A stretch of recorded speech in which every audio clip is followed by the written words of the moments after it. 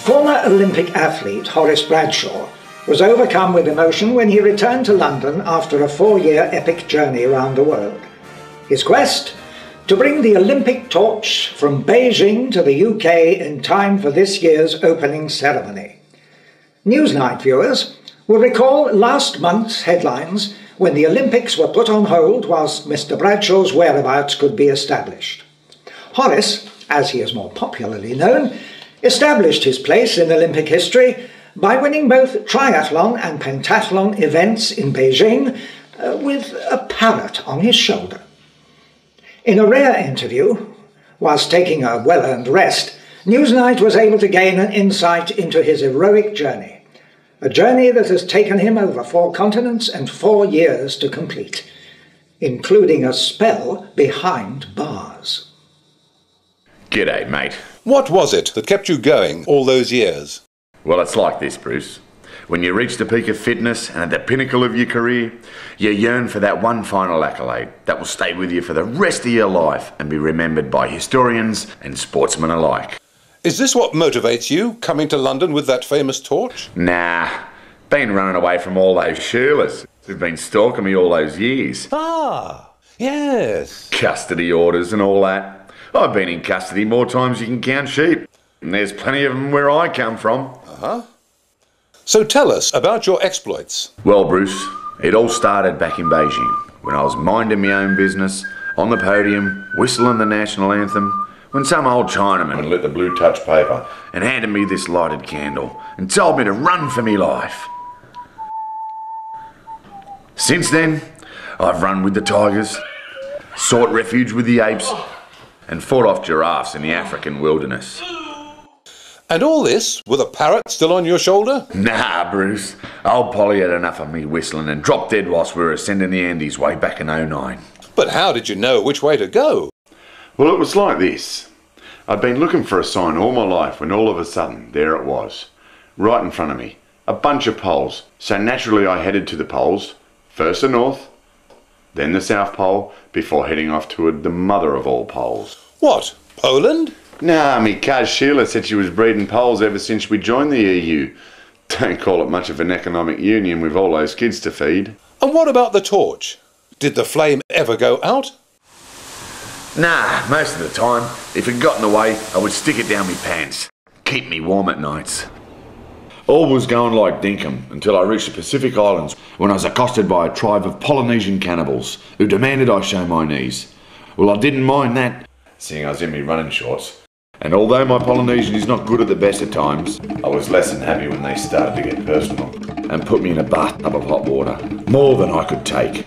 Anyway, to cut a long story short, whilst I was caged awaiting my holy dip, my good mate Sheila came to the rescue and let me loose. Between us, I believe we scared the pants off the Polynesians, and luckily for me, I still had mine on, as I scrambled up the embankment and over the precipice, still with me torch in me pants. Talking about hot under the collar. More like a frizzled sausage as I mounted the escarpment and took off in a westerly direction.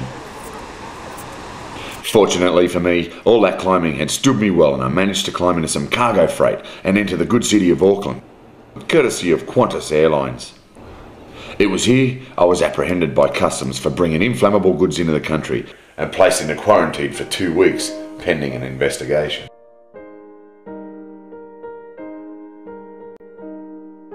Sounds like you were treated more like an animal than a human. Too right, Bruce. No doubt the kennel I was in gave the game away. Anyway, life on the road can be hazardous. Plenty of roadkill to avoid and lots of frisky animals. But I was kept alert by the numerous supporters and Sheilas who were at the roadside throughout my journey. Many of them just joined in and kept asking me if I knew the way to Amarillo. Did you ever make it there? No, but I had plenty of amorous companions along the way. Sheilas and more Sheilas. Remarking how some Tony and someone called Peter were no match for my athletic paunch. Even had some shouting at me like I was a messiah. Come on, Christy, put some welly into it. We're all routing for you, Christy. I put it down to the size of my torch. I must have lit it up the likes of them Sheilas like nothing else. Daren't let it go out. Horace! Wherefore art thou? Oh, Juliet, I haven't got time. But what about the bare essentials? Clothing and food? Come on, Horace. Well, them Sheilas, they're always throwing their garments at me as if I was some pommy Tommy. Even the men would throw eggs, but usually rotten ones at that. Glad they did, as I managed to sneak a wardrobe change every now and then, behind one of them billabong trees. And Bob's your uncle, I'm back in the course fresh as a possum. Talking of birds, worst moment came when I was buzzed by the paparazzi. Why can't I just be left alone to waddle and toddle at my own pace? Instead, I find myself ducking and diving, cursing all around me. Those copter birds are menace to society, and as for those inside, I'd rather put this torch up their backsides and see how they like it. Then we'll see how quickly they can fly. Well, the burning question from all our viewers is, how many candles do you get through in a year? Well, Bruce, that's a very interesting question. It all depends on the length of my wick. And if you burn the candle at both ends like me, then you probably wind up using twice as many candles and a sore hand to boot. On one occasion, I nearly grabbed the wrong candle whilst transecting one of those Hindu temples. Not only did I blow all the lights out with one puff, but also blew the pants off the local Krishna guru in my rush to get out. He kept chanting, "Harry, Harry," despite me telling him I was Horace. Must be all that hypnotic music sent us both into a deep trance. Never did fully recover. Still dazed and confused to this day. What with all that pot and those potholes. That's why I'm late in arriving. Kept taking the wrong path on my religious pilgrimage. Do you ever get time to relax on your journey? A chance to read and catch up with the news? Relaxation? Who's the joker now? No time for rest, matey. Need to keep mentally fit. Do some reading and occasional pop into a library en route to maintain an intellectual awareness of the locality. So what authors do you like? That Aussie bloke, you know, OS or something. Ordnance Survey, that's him. Strange name for a fella, but he always puts me on the right path. Even named a street after me, would you believe? Horace Avenue. Ma and Pa'd be pleased with me back in the old country. Every now and then, I have to make a pit stop and take in some oxygen, usually at high altitudes. I feel like Darth Vader or one of them Imperial stormtroopers in all this gear, but it's good for the respiratory system, so they say, and it keeps the heart beating and blood circulating. Talk about flooding. When them rivers overflow, no option but to swim for it. That's when my specially adapted mask comes into its own. Cuzzy Sheila is always on hand to fit me out. Don't jump, Horace. At one time, this boat came to my rescue. Thought I was some crazy water creature from outer space. Kept shouting, "Lunatic, lunatic." Once they could see I was no asylum seeker, they threw me off. Managed to make it all along the beach before my legs gave way. Luckily, Cuzzy Sheila came to my rescue. Those Sheilas are always remarking on my falls, and often telling me I'm the biggest fool of them all. Was it the heat or the wine that finally got the better of you? Nah, took in too much water and had to make an emergency pit stop. Always getting caught short on the road, you know? However, on this day, I found myself, would you believe, a speaking toilet. Yeah, you heard right. One that only allowed so much time to, you know... Door 1. Your maximum use time is 10 minutes. Press button to unlock door. It's no joke when you're in a restricted time zone with a time limit to abide by. By the time I emerged, I was all flushed and red in the cheeks. Never did ask the good man his name, but we shared a private moment together. Talking of wine, just had to make a detour past all them vineyards. Californian, Venezuelan, you name it, I've been there, going round in circles most of the time. If it wasn't for me good mates Wayne, I'd be legless by now. But that's what brotherly love is all about.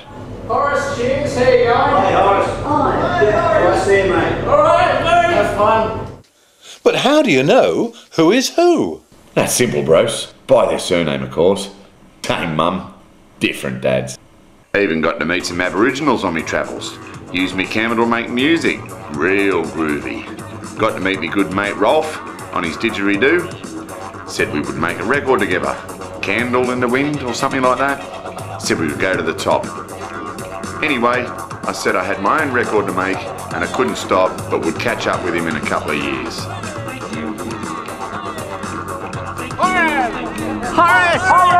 Horace! Bumped into old Vincey from Milan on me travels. Horace Bradshaw! Couldn't believe it. Vince and I go back many years to when we played for Inter Milan, or was that Intercity? Never did quite remember. Long time ago. Surely you are revered by all sports persons worldwide.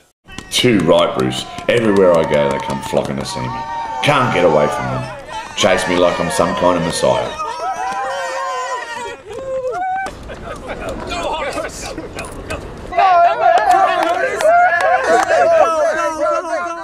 I know I'm on a mission, but when the Church of Mormons is routing for you, you can't help but think you've got that religion. Hallelujah. Great God Almighty and all that stuff. I even have people wanting my autograph. Not easy to stop when you're on the run. Sometimes I think they're taking the mickey out of me. So I'll often write best wishes, Mickey Mouse. Never had anyone come back so far. Can I have your autograph? Thank you, Horace. That reminds me. Past a mining village in Nova Scotia some years back. Those safarians nearly had me digging for gold. Where was this? Dang, can't remember, it was so far away. Did you hear about the day I met Queenie? You don't mean... Yeah, too right. There I was, twiddling me thumbs and waltzing my Matilda, when I came by our own Queenie, taking a rest down by a billabong. God bless her soul. Got the royal wave and all that. Next thing I know, she's tagging along, so I decided to tag along by her carriage. She later said that she couldn't have had a better escort in her Jubilee year. Don't you mean mascot? No matter what, Cotjock, I am glad to be of service to Her Majesty. Did you ever feel threatened? Or in danger? Nah, put on a brave face and held out me candle. Best defence when in trouble.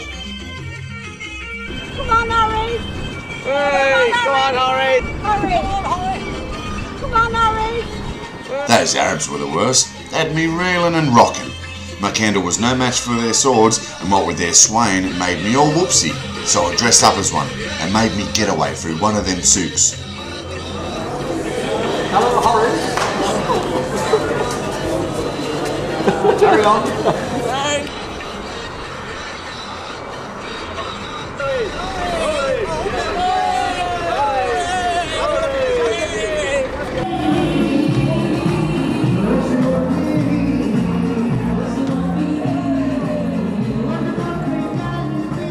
We interrupt this interview to bring you a news flash. Viewers will be relieved to learn that Horace is alive and well and has been spotted in the nearby vicinity of Moseley Woods. Now, in paying tribute to Horace, the Prime Minister has spoken to the nation, saying that never in the course of history has so much been achieved by one athlete. An athlete who has peaked past his prime, but still soldiers on in defiance of all odds. Along with the likes of Don Bradman, Lynn Hutton, Bobby Charlton, Fred Perry and Tommy Cooper. The name of Horace Bradshaw will go down in the annals of history. We can now return to our outside cameras, where we believe that Horace is within sight of the stadium and on track to make his grand entrance to the rousing welcome of countless onlookers and well-wishers. Yes, I believe we can now see him. Good on you, Horace, and welcome back.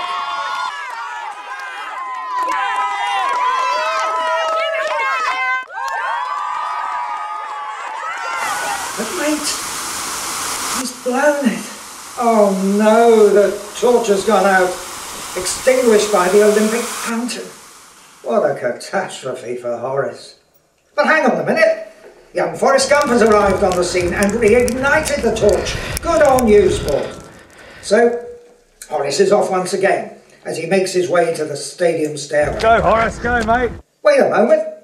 Here he is. Yes, I think we can now see him. Yes, we can now see Horace in the distance as he prepares to ascend the staircase on this, his final leg of a 4-year epic run. Unfortunately for Horace, his fan base went home months ago, following his reported disappearance over the Arctic, leaving him to make his grand entrance today to a largely empty stadium. All that remains for him to do here in the city's Olympic arena is to ignite the main torch signifying the opening of the London 2012 Games. But wait, I think he stopped. I think he must have seen someone in the stalls. Could it be his mother to come to cheer him on this last hurdle? Or perhaps a long-lost friend? Oh, no, it can't be. Surely not. Why, it's the taxman and he's chasing our Horace. Now we can understand why he's been running all these years. Good on you, Horace. Now keep on running. Good on you, sport. Now don't stop. We're all behind you. That's the spirit. Take a break. Take a tax break. You've earned it.